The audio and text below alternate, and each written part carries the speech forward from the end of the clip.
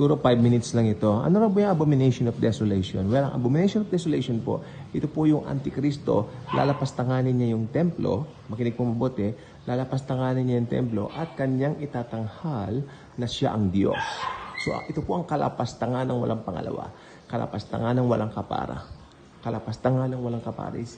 Kalapastangan ng di na mauulit pa. Pinakakalapastanganan sa kalapas-lapas-lapastangan ng mga bagay. Walang makakatulad. Ito po ay inihula ng Biblia.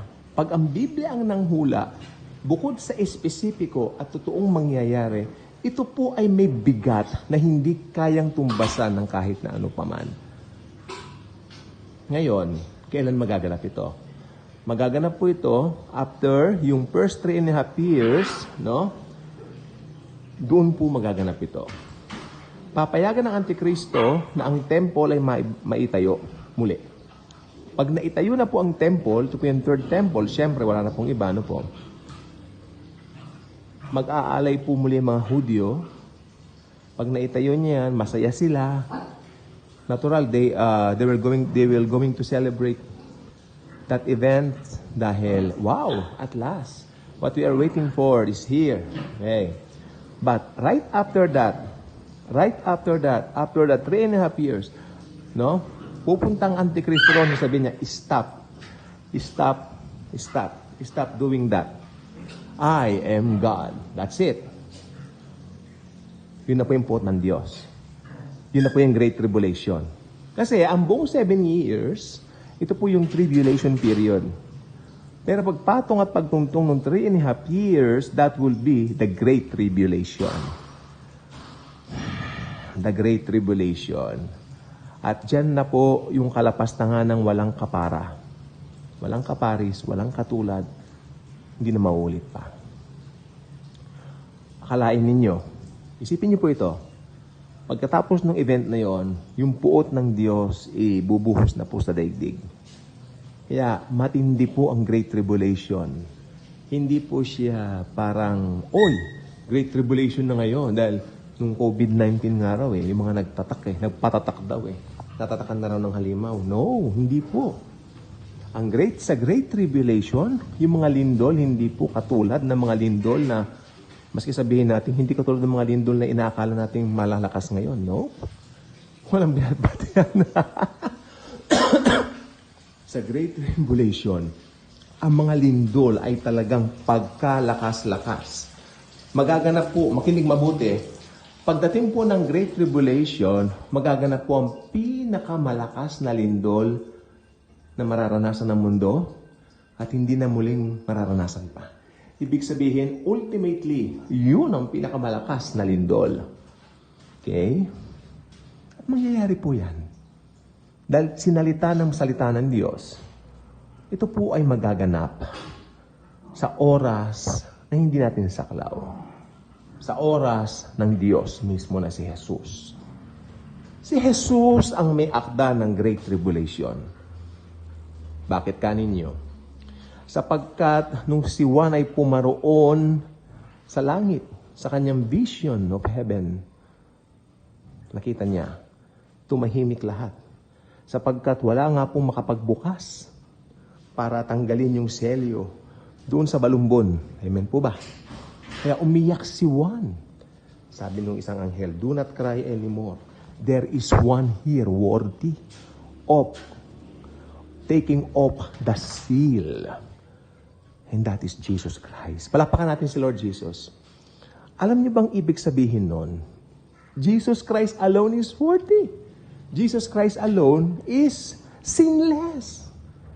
Sabi ng Biblia, ang lahat ay nagkasala at walang nakatuntong o walang nakarating. Di ba? Sa panuntunan ng Ama o sa panuntunan ng Diyos, sa panuntunan ng Panginoon, talaga. Wala pong nakarating doon. Lahat tayo bagsak sa ating abang kalagayan. Kaya kung ipinagmamalaki mong yung gawa na matutuwa ang Diyos sa iyo, nagkakamali ka, kaibigan. Ha? Mali.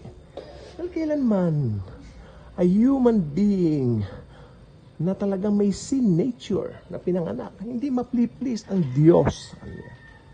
That's why ang Diyos na mismo ang nagkatawang tao upang mamatay sa krus ng Kalbaryo at bayaran ang kasalanan natin. And I'm praising Jesus for this. Sapagkat once for all time, binayaran niya na ang kasalanan natin, past, present, at future sins. Kaya, ang good news, hindi na tayo, excited ako, hindi na tayo aabot sa tribulation period. Dahil bago tumuntong yan, o bago man maranasan niyang abomination of desolation na yan na, tayo po ay mararapture na. Dadagitin na tayo ni Jesus para pumasa Kanya forever and ever. Mangyayari po yan. Kahit ano pang pinagdadaanan mo, parang seemingly, Lord, ang tagal naman po, Lord. Ang dami ko na pong problema, Lord. Dumarating din po ako dyan. Parang, Lord, pinagtatawanan ako. Maski ikaw na lang ang naniniwala sa katotohanan ng Biblia, magaganap at magaganap yan. Sapagkat nakalagay sa Bible, ang kanyang salita hindi babalik ng walang laman. Amen po ba? Amen? At ang kanyang salita ay si Jesus mismo. In the beginning was the Word was with God, and the Word was God. Sino ang Word na yun? Okay, talon tayo sa 14. And the Word became flesh and dwelt among us. Ha? Kaya nga po, hindi kayang abutin ng tao ang Diyos, kaya ang Diyos naging tao. Kaya si Jesus Christ is God and man at the same time. Tawag po ron, hypostatic union.